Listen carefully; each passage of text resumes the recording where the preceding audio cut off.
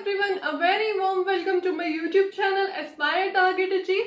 तो आज का हमारा टॉपिक है नोबेल प्राइजेस के इम्पॉर्टेंट फैक्ट्स। जी हाँ, हर बार कॉम्पिटिटिव एग्जाम्स में, चाहे वो कोई भी कॉम्पिटिटिव एग्जाम हो, नोबेल प्राइजेस के रिलेटेड क्वेश्चन आता ही आता है। क्यों? क्योंकि हर साल नोबेल प्राइजेस जो हैं वो दिए जाते हैं, जिसके कारण हर बार एग्जाम में भी ये क्वेश्चन देखने को मिल जाता है।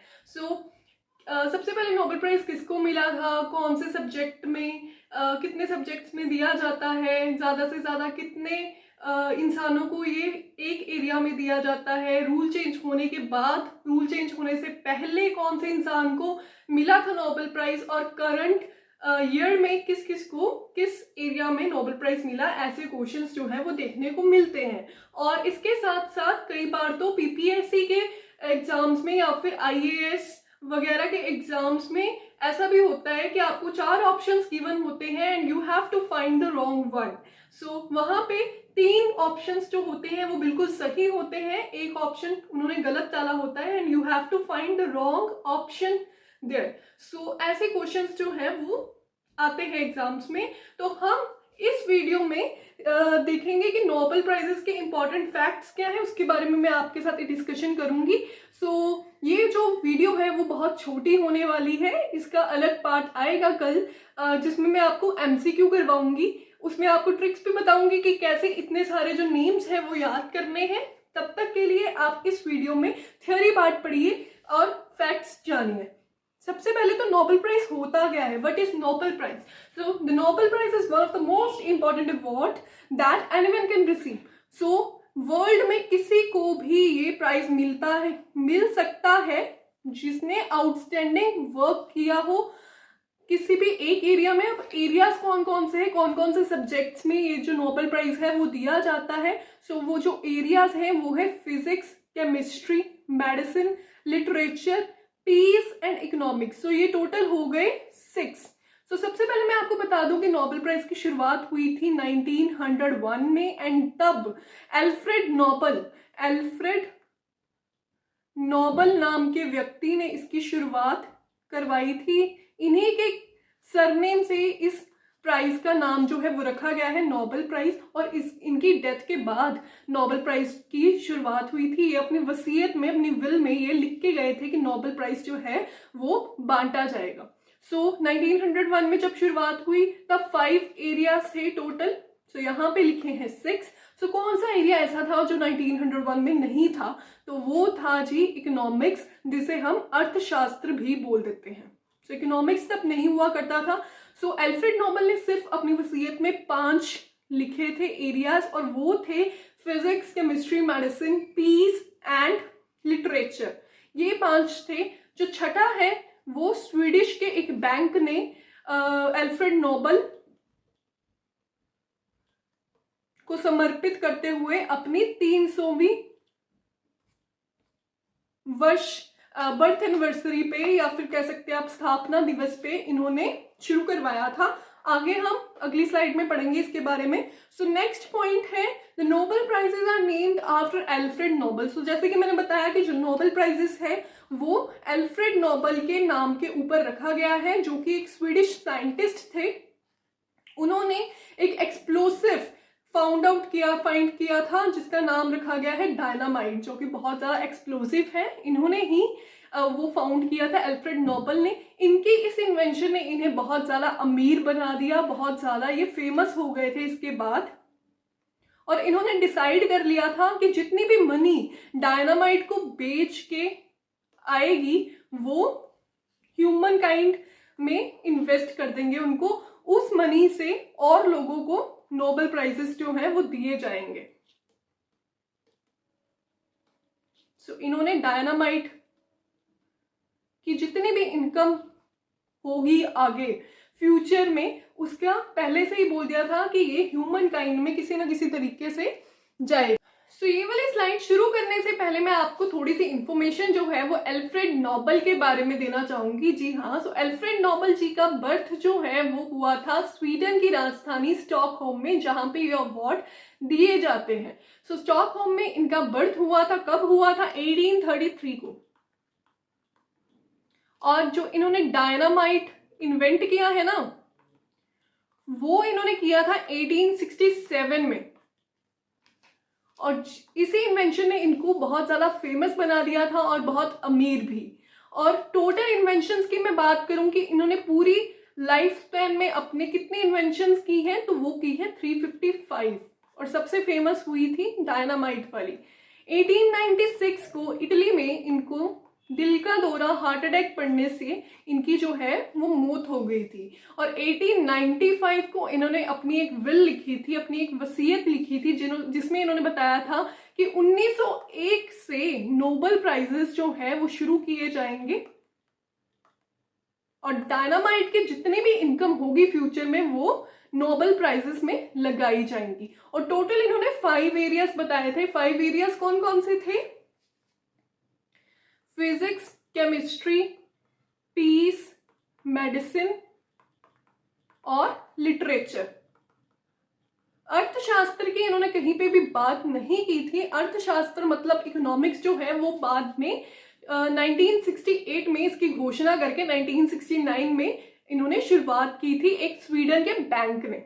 सो उसके बारे में हम बाद में बात करेंगे। सो सबसे पहले जो फर्स्ट नोबेल प्राइज था वो दिया गया है 10 दिसंबर को 1901 को, एग्जैक्टली 5 साल बाद आफ्टर अल्फ्रेड नोबेल की डेथ के। अल्फ्रेड नोबेल की डेथ हुई को 5 साल हो चुके थे जब इन्होंने शुरुआत की नोबेल प्राइजेस की। So at first there were only 5 prizes, 5 areas में प्राइजेस दिए जाते थे। The prize for economics was added to the list in 1969, जैसे कि मैंने आपको बताया।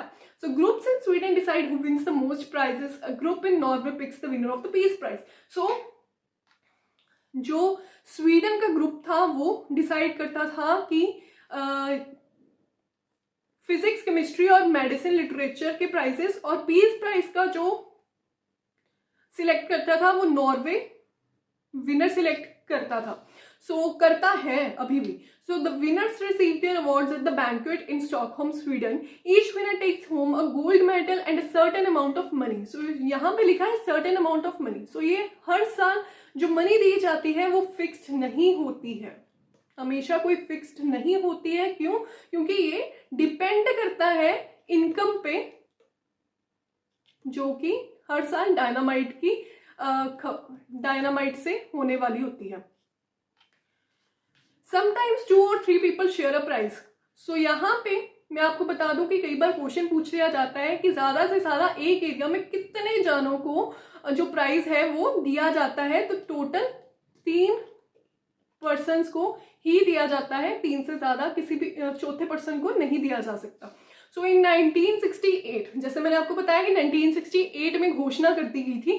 सो 1968 में स्विरिजस रिक्स बैंक ने एस्टैब्लिश किया था Sveriges Riksbank prize in economic sciences in the memory of Alfred Nobel. Alfred Nobel की मेमोरी में इन्होंने रिक्स बैंक प्राइज, जिसे हम नोबेल प्राइज ऑफ इकोनॉमिक्स भी बोलते हैं। सो यहाँ पे ये क्वेश्चन भी बनता है कि कौन से नोबेल प्राइज को रिक्स बैंक प्राइज भी बोला जाता है, तो वो है जी इकोनॉमिक्स का, जो कि अल्फ्रेड नोबेल ने नहीं दिया है, अल्फ्रेड नोबेल ने इन्वेंट नहीं किया है, वो किया है रिक्स बैंक ने। सो उसे अपने नाम से भी जाना जाता है। सो फाउंडर ऑफ नोबेल प्राइज।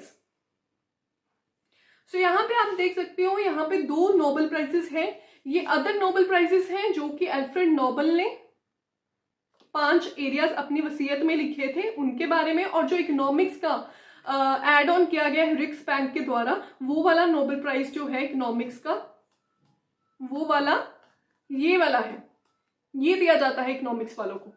ठीक है जी। नेक्स्ट मैं आपको बताऊं कि अल्फ्रेड नोबेल ने 1895 की वसीयत में ये लिखा था कि 1901 से नोबेल प्राइजेस देने की शुरुआत की जाएगी, और 1968 में स्वीडन के जो केंद्रीय बैंक था रिक्स बैंक, उन्होंने ये वाला जो सिक्का है वो एज ए इकोनॉमिक्स वाले नोबेल प्राइज के लिए चुना था। फर्स्ट जो इकोनॉमिक्स का नोबेल प्राइज दिया गया था नॉर्वे के थे रैगनर एंथन, और नीदरलैंड के थे, फर्स्ट की अगर मैं बात करूं, फर्स्ट हमेशा पूछ लिया जाता है। सो फर्स्ट जो थे इकोनॉमिक नोबेल प्राइज के वो थे रैगनर फ्रिस्ट, जो कि थे नॉर्वे के, और अगर मैं नीदरलैंड की बात करूं, 2 जनों को मिला था। नीदरलैंड के थे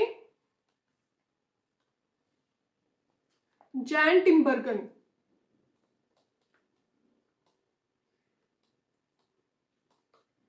और अभी तक सिर्फ 2 मृत इंसानों को, 2 डेड पर्सन्स को नोबेल पुरस्कार मिला है, और वो है